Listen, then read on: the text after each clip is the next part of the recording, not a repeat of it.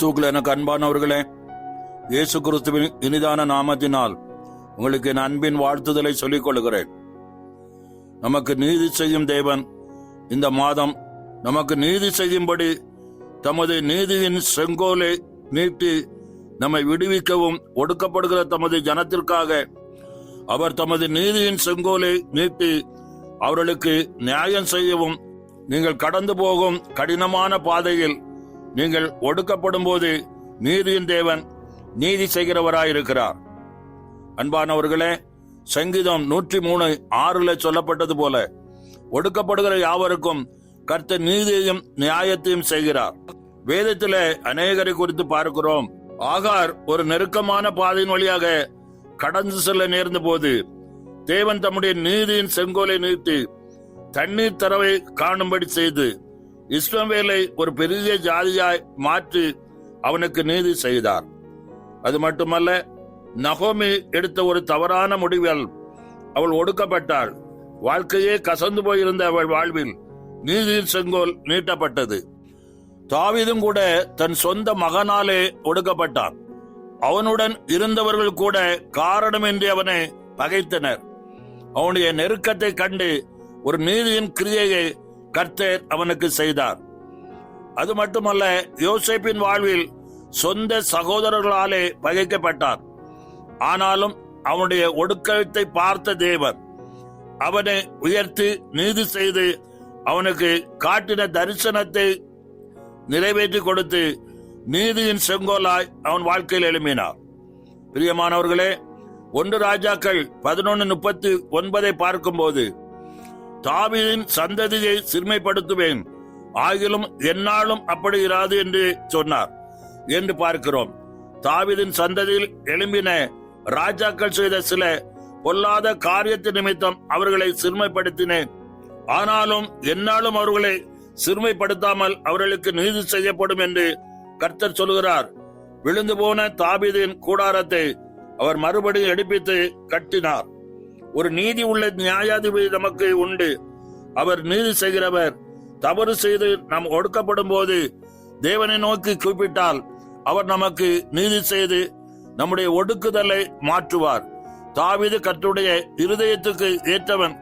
ஆனாலும் தவறு செய்த போது, தேவனே உமது கிருபையின்படி எனக்கு இரங்கும், முகுத மிகுந்த இரக்கங்களின்படி என் மீறுதல்கள் நீங்க என்னை சுத்திகரியும் என்று தேவன் சமூகத்தில் தன் இருதயத்தின் நெருக்கத்தை அறிக்கையிட்டான். கர்த்தர் தாவீதுக்கென்று ஒரு விளக்கை ஏற்றினார். அவன் சிங்காசனம் என்றென்றைக்கும் நிலைத்திருக்கும்படி செய்தார். அன்று இஸ்ரவேல் ஜனங்கள் ஒடுக்கப்பட்டு நெருக்கப்பட்டனர். எகிப்தியர் இஸ்ரவேல் புத்திரரை கொடுமையாய் வேலை வாங்கினார்கள். இஸ்ரவேல் புத்திரர் அடிமைத்தனத்திலிருந்து முறையிட்டுக் கொண்டிருந்தனர். அவர்கள் முறையிடும் சத்தம் தேவ சன்னதியில் எட்டினது என்று பார்க்கிறோம். யாத்திராகமத்தின் புஸ்தகம் 2ஆம் அதிகாரம் 24ஆம் வசனத்திலே தேவன் அவர்கள் பெருமூச்சை கேட்டு தம் ஆபிரகாமோடும் ஈசாக்கோடும் யாக்கோபோடும் செய்த உடன்படிக்கையை நினைவு கூர்ந்தார். எனக்கு அன்பானவர்களே, நீங்களும் கூட அநேக நெருக்கத்தின் பாதையில் கடந்து போய் கொண்டிருக்கலாம். நெருக்கத்திலிருந்து விடுதலை பெறும்படி தேவாதி தேவனை நோக்கி முழு இருதயத்தோடும் முழு ஆத்துமாவோடும் முழு பலத்தோடும் நீங்கள் கூப்பிடும் போது தேவன் நிச்சயமாய் உங்களுக்கு நீதி செய்வார். அன்று இஸ்ரவேல் ஜனங்களின் ஒடுக்குதலை பார்த்து முற்பிதாக்களுக்கு செய்த உடன்படிக்கை நினைவு கூர்ந்து தேவன் உங்களுக்கு கொடுத்த வாக்குத்தத்தத்தை நினைவு கூறும்படி உங்களுக்கு நீதி செய்கிறவராய் இருக்கிறார். நீதியின் செங்கோலை எழும்ப செய்கிறவர் தேவன். தாவீதுக்கு நீதி செய்த தேவன் ஆகாரை நினைவு கூர்ந்தவர். நகோமியின் வாழ்வை மதுரமாய் மாற்றினவர்.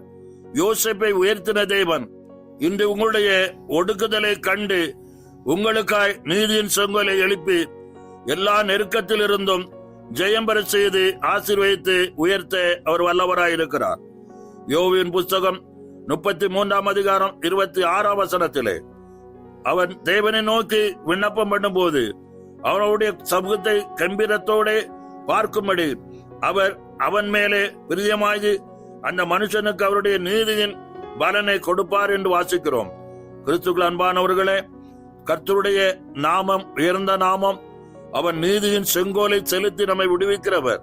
இந்த வார்த்தைகளின்படியாய் நீங்கள் கர்த்தரை நோக்கி பார்த்து உங்கள் நெருக்கத்திலிருந்து விடுதலை பெறும்படி அவரை நோக்கி கூப்பிட்டு ஜெயம் பெறுவோம். கர்த்தர் தாமே இந்த வார்த்தைகளை கொண்டு உங்களை ஆசீர்வதிப்பாராக. ஆமென். ஜெபம் செய்வோம். நேசிக்கிற நல்ல பிதாவே, இந்த நாளுக்காக நன்றி செலுத்துகிறோம். நான் கர்த்தர் மாறாதவன் தேவன். உங்கள் வாழ்க்கையில் எல்லா நிலையிலும் நீர் மாறாத தேவனாயிருந்து நடத்தி வருகிற கிருபைகளை எண்ணி பார்த்து உமக்கு நன்றி செலுத்துகிறோம். நெருக்கப்படுகிற காலங்களில் நீரே தஞ்சமான தேவன் என்பதை கர்த்தாவே கேட்ட வார்த்தையில் போல அறிந்து கொண்ட மாப்பா. எங்கள் வாழ்க்கையில் ஏற்படுகிற நெருக்கத்திலிருந்து விடுதலை பெற உமை நோக்கி பார்த்து ஜெயம் எடுக்க ஒவ்வொரு பிள்ளைகளுக்கும் கிருபை பாராட்டுவீராக. இந்த நாளின் நெருக்கத்துக்குள்ளாய் வாழ்ந்து கொண்டிருக்கிற பிள்ளைகளுக்கு ஒரு விடுதலையை கொண்டு வரும்படி நீதியின் சொங்கோலாய் அந்த குடும்பங்களின் மேல் எழும்புவீராக. இந்த பிள்ளைகள் மேல் எழும்பிய அற்புதங்களையும் அடையாளங்களுமாய் வாழ கர்த்தர் கிருபை பாராட்டுவீராக. உடைய மேலான நாமம் மகிமைப்படட்டும். எல்லா மகிமைகளும் உமக்கு செலுத்துகிறோம். இயேசுவின் நாமத்தில் ஜெபிக்கிறோம் நல்ல பிதாவே. ஆமென், ஆமென்.